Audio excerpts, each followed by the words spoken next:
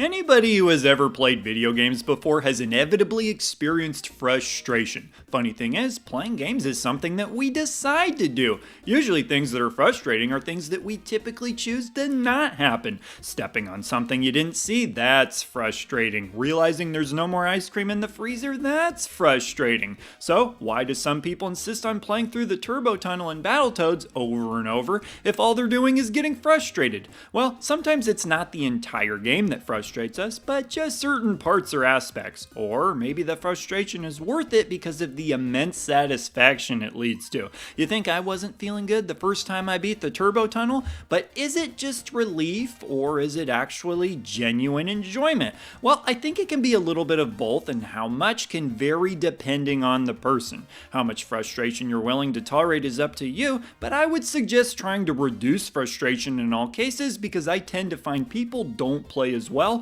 when they're frustrated. Some things you can do better while you're frustrated, but video games are typically not one of them. Okay, so what are some of the things in games that get us frustrated? Perhaps the most obvious thing would just be straight up difficulty. We're not playing to lose, we want to beat these games. So when games put up a fight, we don't always like it. But here's the thing, a game offering challenge is one thing, but how it does that is something else. Sometimes we're okay with the game offering some resistance, but not if it feels cheap or annoying. This can be tricky to determine because some gamers are just flat out bad losers. If they're not able to get past something in a game, then in their mind the only reasonable explanation is because the game is cheap.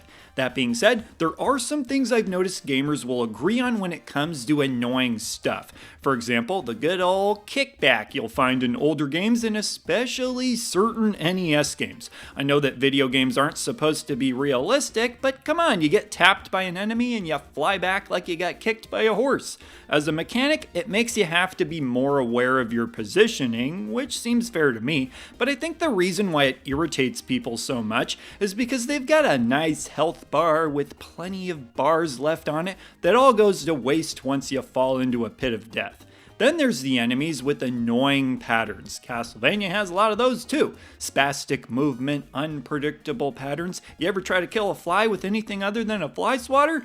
Oddly enough, people always bring up Medusa heads as the poster child for annoying enemy patterns, but I never quite understood this complaint fully. At least their pattern is predictable, just up and down. I'm not saying it's necessarily easy, but there's far worse enemy behavior in games, like respawning. Goodness forbid you go backwards for any reason at all, and the enemy respawns once the screen scrolls back. And if the reason you went backwards was due to the good old knockback, yeah, you've got yourself a recipe for frustration. It's like, why are you back? I thought I already dealt with you. Kind of like that Tupperware full of who knows what from the back of your fridge. There's also some enemies that aren't necessarily difficult, but have certain other effects that can be frustrating. Getting poisoned is an obvious one, but check out these enemies called like-likes in Zelda. Besides being totally perverted, these things will take some of your items from you. Stay away from me. Sticking with the theme of things that are frustrating but not necessarily difficult, we have Yoshi's Island. Now, Yoshi's Island isn't known as a hard game or a bad game, but every time you get hit, the punishment is one that many consider worse than losing a life. Baby Mario crying. Unless you're somebody who finds grating sounds to be soothing, it's probably not for you. Adding to this is something else that gamers find frustrating: timers.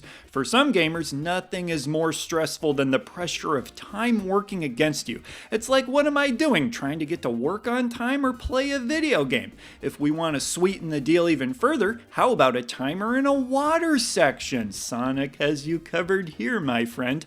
Not only do you have to deal with the hampered control of your character that comes along with water sections, but the timer starts abruptly counting down from 5 and makes a sound that the folks who love Baby Mario crying would be right at home with. Talk about panic-inducing. If you don't find that air bubble, Sonic is going to die, and one of the most brutal video game deaths I've ever seen. Alright, next up, I want to talk about frustration that comes from an entirely different kind of difficulty. One that I like to call where the heck do I go / what the heck do I do difficulty. And depending how frustrated you are, you may be using different words instead of heck. This revolves around a certain puzzle element that games will have. It's not about having the proper timing and reflexes to defeat an enemy, but rather using your enormous brain to figure out what to do next.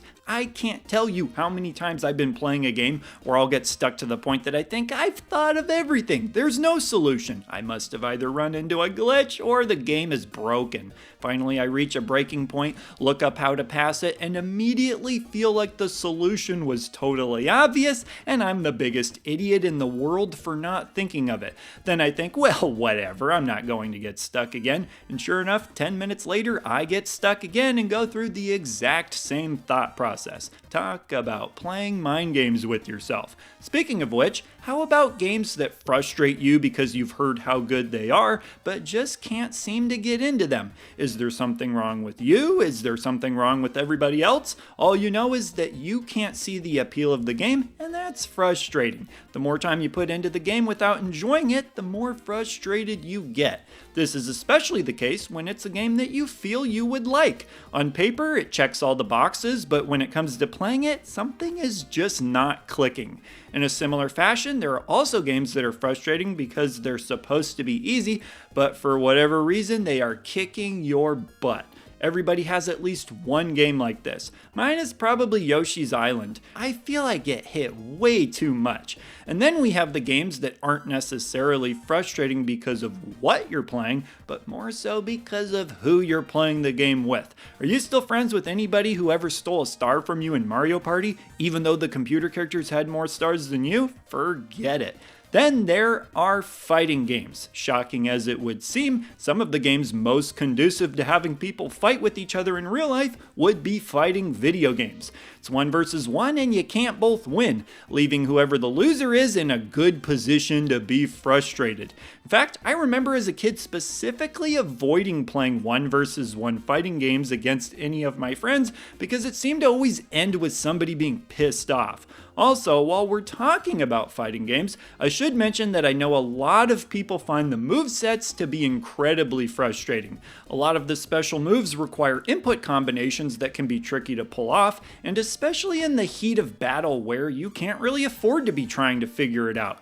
I'd place these in the category of games that some people find to be overly complicated. But hey, that's what mashing buttons is for, am I right? Finally, I'd like to bring up games that are frustrating to try to own or collect. A lot of times this is because they're just really expensive, but what about games that are a pain to own because of everything they require in order to play them? Games that require accessories are a good example. Got a copy of Virtua Cop 2? You're all set. Oh no, you're not. You need to get a light gun and a CRT TV in order to play it. That can be a hassle.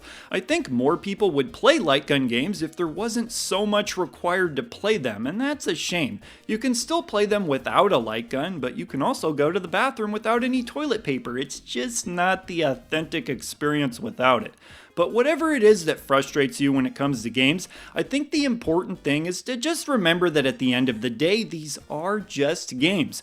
The only part of what happens while you're playing games that affects your actual life is what kind of mood it puts you in while you're doing it and when you're done. So you might as well try to avoid frustration the best you can, or at the very least try to have some perspective when you do get frustrated so you can chill out, remind yourself you're playing video games, and jump back in with a fresh head.